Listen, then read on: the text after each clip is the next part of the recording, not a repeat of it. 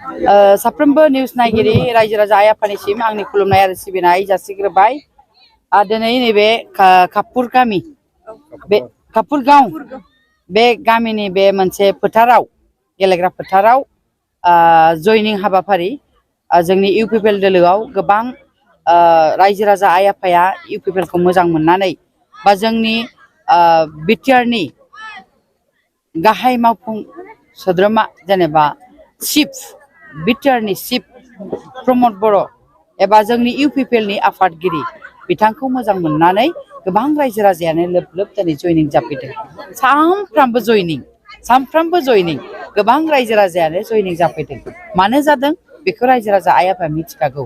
आं गोबां कुइसन खालामदों एसे आगोलावसो जे नोंथांमोनखौ सोरबा बरायनानै लाबोदों नामा, आंना खुला खुलि सोङो। दा रायजो राजाया बुंदों जे जोंखौ रावबो बरायाखै, जों प्रमद बर' बिथांनि मावनायखौनो मोजां मोननानै फैदों। दा बेखायनो दिनै रायजो राजा आइ आफाया जाम्बा जाम्बि नंला, गोदोनि बायदि नंला जे मुस्रि गांसेजों कम्बल गांसेजों बुरखायजानाय नंला। बै समाव जुदि बिपिएफ हान्जानि बिथांमोना बा दैदेनगिरि बिथांमोना जुदि मोजाङै मोजां मावलाङोमोनबा रायजो राजा आइ आफाया बयबो मोजां मोनगौमोन। दिनै इउपिपिएलबो जोनोम जानाय नङामोन बा बिसिडिआरआबो जोनोम जानाय नङामोन। आं बेखौ बुंनो नागिरदों जे बिथांमोना गोबां बिदिनो रायजो राजा आइ आफानो जेरैबायदि होनो गोनां दंमोन बेखौ होआखै होननानै जों मिथिनो मोनदों।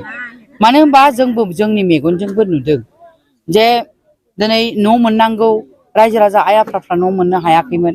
दिनै जोंनि नैबे बिटिआर सरकार जे इउपिपिएल आरो बिजेपिनि नैबे सरकाराव गोबां रायजो राजा आइ आफाफ्रा न' मोननांगौखौ मोननो हादों।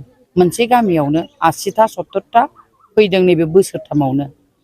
बे बोसोरथामावनो जुदि बिदि न' फैदोंबा बे 15 बोसोराव खेबथामसो जालायसिगौमोन फारि गिदिङैनो न'आ, होमबा बयबो मोननो हासिगौमोन, मोनैयानो थानाय नङामोन। आं बेखौसो बुंनो नागिरदों। आरो आङो दिनै गोबां ससियेल मिडिया नुनो मोनदों बिपिएफ हान्जायाव मा जाखो, माबा अर जोंनाय बायदि नुदों। माबा प्रिथिराज नारायणजों माबा खाम्फाजों आसि थुलायलायनाय नांलायनायसो नुबाय थादों ससियेल मिडियायाव। दा आं बेखौ बुंनो नागिरदों बांद्राय माने बै समावनो जे जोंहा ट्राइबेल संघनि मानगोनां सार दावरौ देख्रेब बिथांमोना जुदि प्रिथिराज नारायण देबखौ बर'नि फोलेरनि फिसा राजानि फिसा होननानै लाबोआमोनबा बिदि जानाय नङामोनदां, बिदि नांलायलायनाय सोदोबाबो फैनाय नङामोनदां होननानै आं सानदों। मानो होनबा दाखालि जोंना मानगोनां मा थारिखमोन आं गोसोआव गैला, जोंना दावरौ देख्रेब सारा माने गावनो बुंफिननो गोनां जाबाय। दा दुखु मोनदों बेखौ पेनेलाव फैनायनि होननानै। दा गावनो थारमाने जों बुंनो नागिरो आरोखि मासे जिबौखौ दा गाइखेर होनानै फिबाय थाबा बिगोमाखौनो सौवो होननाय जादों, सौनो नागिरो बिदि जादों आरोखि। दा नायदो एसेबां अनबाय बेखौ बर' फोलेरनि राजानि बंस'नि फिसा होननानै फिसौ फिसा होननानै बेखौ आदर खालामबाय, बामखांलायनानै फिदिंबाय बिथांमोना। दिनै आरो दिनै बेनो टिकेट होनो पेनेलाव फैनायनि बिथांमोना दुखु मोनबाय। बिथांमोननि खुगानिफ्रायनो फैदों। हा नैबे बाथ्राखौ बर' जाथिनि थै गोनां इउटुबारफोर मा खालामनानै दं, बेफोरखौ मानो बखिनो हायाखै? बिना गयारी प्रमद बर'खौ बखिनो हागौ, नाथाय नैबे जे जागासिनो बर'नि गेजेराव दावराव दावसिया दिनै ट्राइबेल संघनि मानसियानो दिनै बखिनो गोनां जाबाय, गावनि पार्टिनि मानसियानो बुंनो गोनां जाबाय। होमबा बेफोरखौ मानो बुंनो हायाखै? बै अफ्रिमोनहा मानो बुंनो हायाखै? बाराबा बुंजाया, बिजामादै जायो अफ्रिया। आंनि बिजामादै खाथिनिनोखा नालाय अफ्रिया बिजामादैसो।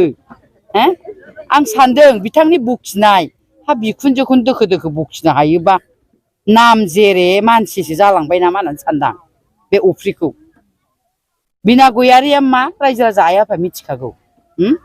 जोंखौ थगायसुलि होननानै बिथाङा सानफ्रोमबो इउटुबाव रायो, थगायसुलि थगायदों। रायजो राजाया मिथिगौ, थगायदोंमोनबा रायजो राजाखौ थगायदोंमोनबा दिनै मानो लोब लोब फैदों रायजो राजाफ्रा? इउपिपिएलआव मानो जगदान खालामफैदों? 75,000खौ होगोन होननानै जों जेरैबायदि खुगा सुदों जों होगासिनोबो दङ। फार्स्ट किस्ति होबाय 25,000। जों गोदोनो होनखादोंमोन बिटिसि इलेक्सनाव खेबथाम खरि होगोन, 75,000खौ जों होगोन जोंनि बे सरकार फैबा होननानै जों जेरैबायदि खुगा सुदों थिग बिदिनो जोङो होदों।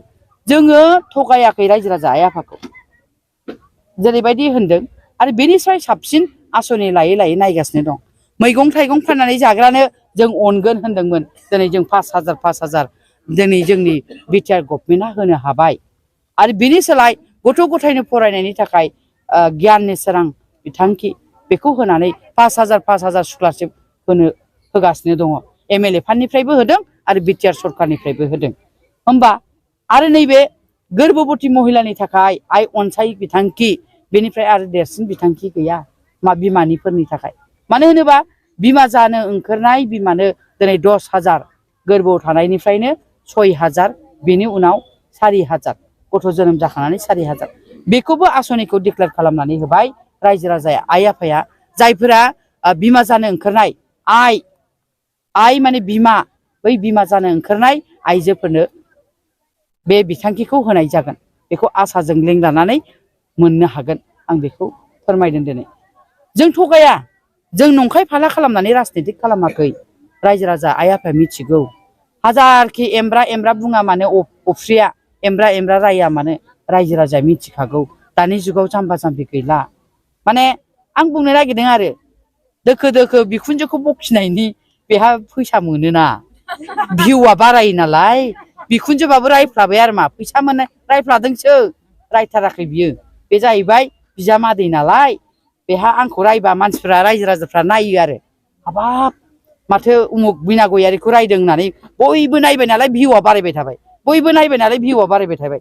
जोंनि बिमा माहारिनि उमुक मेदामखौ रायदों होननानै नायो। दा बेखायनो बेहा गरसे गरनै थाखा मोनो, गावनि सिखार जाखादोंना।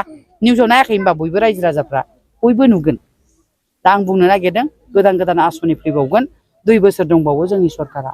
जों गोदोनो होनखानाय 5 बोसोरल' नाय आइफोर आफाफोर जोंनि UPPL सरकारखौ सरकाराव फैहोनानै 5 बोसोरल' नाय।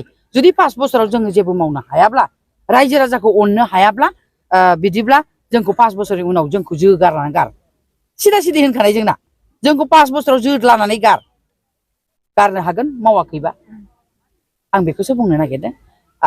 जियानो जादोला बयनिसिमबो आरो आङो नैबे जोंहा दा 6टा 6:30 केन्डिडेट डिक्लेयार खालामगोन। बयबो रायजो राजाया मिथिनो हागोन। आरो गाबोननिफ्राय खिजानि कड अफ कन्डाक्टबो गोग्लैनो हासिगौ। गाबोन जोंहा डिक्लेयार जासिगोन इलेक्सना। बेखिनिखौ बयखौबो रायजो राजा आइ आफाखौ खावलायबाय जाहाथे जोंहा क'क्राझार समस्तिखौ मोजाङै मोजां देरहाहरनो हायो आरो बयनिफ्रायबो बांसिन भट होनानै देरहाहोनो हागोन। आं बेखौ मिजिंथिदों। मानो होनबा जोंहा AJP आरो BJP दंदेरो आरो UPPL। दा मोनथामजों जोङो जेरैखि जायाबाबो 100% देरहानायखौ जों नुहुरखाबाय। बेखायनो रायजो राजाखौ फिन आरोबाव रोजा रोजा साबायखर होबाय आं। हाग्रामा महिलारि बिथाङा एफा गोबाव सिफ जानाय नालाय बेहाबो एसे दलब गाहायाव थानो बायोना। बेबोथ' आं देरहागोन होनना लाखानांगोन ना। बेसोरा मा खालामनो माने 17टा गाहाम देरहादोंमोन, सरखारखौनो दानो हायासै। आरो दाबोथ' देरहागोन होननानै लानांगोन ना। माबोरैथो गावखौलाय जेनगोन होननानै लानो। 17 बोसोर सियाराव जिरायनाय बै सियारखौ मारायजों सेजाबा खर'आ मोजां जाया। बेखायनो बेहाबो साननाय हनाया बिदिनो थाला गालांनो हमदों। बावैसोनो बिनि पार्टिनिफ्राय गोबां 4 साबासो MCLA फैनो हासिगौ जोंजों आरो MLAबो फैनो हासिगौ। बेखौ रोखा जाबाय। सिङाव जोंहा रायलायनाय जाजोब्बाय। बिथांमोनहाबो जोंजों जगदान जासिगोन। आरो बिथांमोन फैनाय लोगो लोगो गोबां रायजो राजा जानजि खाफ्रानानै दंबावो BPFआव भट होग्राफ्रा। बे सारमोन थांबाथाय जोंबो गैखाला होननानै बुंदों। अब्ला जोंहा बारग' चिफ हाग्रामा महिलारि सारा देरहागोन बोरै होननानै बुंखानांगोन बुंनायालाय। थेवबो देरहागोनखौ नुहुरखायाखिसै। ओंखायनो मालाय आब' प्रमेलाया गावनो फावसयखाबाय। पेनेलाव फैदोंबाबो आब' प्रमेलाया जेनगोनखौ नुहुरखानानै आं होनो हाला होननानै गावनो फावसयनानै लाखादों। नुहुरखानायखा सोरखौ होयो। दाथ' 2 दंबावो। आब'आथ' फावसयबाय। पेनेलाव फैनायाथ' 3मोन। प्रिथिराज नारायण देब आरो जोंहा मानगोनां बारग' डिपुटि चिफ खाम्फा बरगयारि बिदा जायो बियो आंनि। खाम्फा बरगयारि बे बिदायाबो माने दारायनो नागिरदों। माने आंथ' सानो फावसयनानै थानायानो साबसिन जासिगोन। थाखा फैसा मानो गारलाबायनो। बेबो जोंजों फैबानो जासैना। फैनानै आराम बावनो खौसे जानानै BPF, UPPL, BJP माने जिएसपि गासिबो ज' जानानै जोंहा क'क्राझार समस्तिखौ बा लकसभा समस्तियाव देरहाहोनानै मोजां मोनसे नांगौ बिटिसिआव बेलेग सिन्था खालामनोबा आलादा खालामनोबा खालाम नङा होमबा आं बेखौसो होननो नागिरदों आरोखि माने बिथांमोनाबो फैनानै जाहाथे ज' जोंनि बे इउपिपिएलनि सायख'नाय बिजेपिनि सायख'नाय केन्डिडेटखौनो सापर्ट खालामनानै जयै देरहाहोयो आं बेखौ बिथांमोनसिम खावलायबाय पिएफ ओमफ्राय बेखिनियानो बनसुआथ' मोनसे दोलो नङा जेनेबा बनसुआव दङमोन बिथांमोना बनसु माने बे बिपिएफखौनो होननांगोन बिथांमोनखौबो मानो होनबा बनसुआथ' बिथांमोननि सात्र सन्था दानायमोन दा बिथांमोनाथ' लाथिख' जाबायानोसै फ्राय जोंहा दाखालिसो मोनसे अफिसखौबो उथायबाय नङा होमबा दा गोबां फैगासिनो दङ एनएलएफबिनिफ्रायबो फैजोब्बायानो फ्राय बेखायनो बिथांमोनखौबो राइट टाइम राइट डिसिसन लानो रोंनायनि रोजा रोजा बिथांमोनखौ साबायखर बावबाय आं